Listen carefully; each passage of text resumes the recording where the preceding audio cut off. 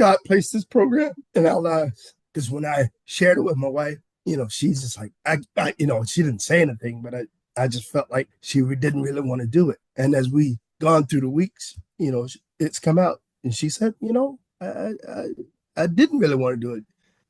Rather than me being the person to give up, she said she was ready to give up. And I'm like, I'm not gonna give up. A lot of what we're going through is based off of those soul wounds that about stuff that we're hurting about and we've never talked to each other about. And so when we get triggered, we don't know what's causing it. And we're just trying to figure it out. I am very grateful for the tools that I've learned in this class, coming from the soul wounds, coming from the triggers, understanding that, hey, that sometimes, yeah, we got to go to our box.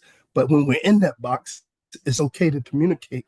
And I think that's probably the biggest issue that most of us have is, hey, being able to tell the other person that, hey, I can't talk right now, versus just going in our box and staying in our box. And as she said, that sometimes being in that box 3 weeks and not saying something, to me, it's hard for me to be intimate when you crush my feelings and we haven't talked about it. And so I'll stay in the box. I'll stay in the box. I'll keep staying in the box. Since we've learned these new tools, my stay in the box has been maybe 2 days, and we got to get back on it.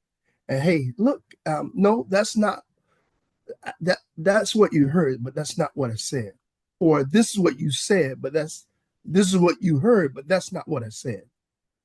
And I've learned that she needs the touch. And that's hard. That was hard for me because that's my intimacy.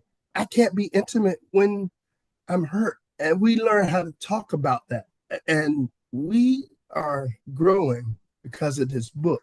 And I think God has placed this book in my life. And that's the piece that I really appreciate about what you guys have brought to Rocky Mountain.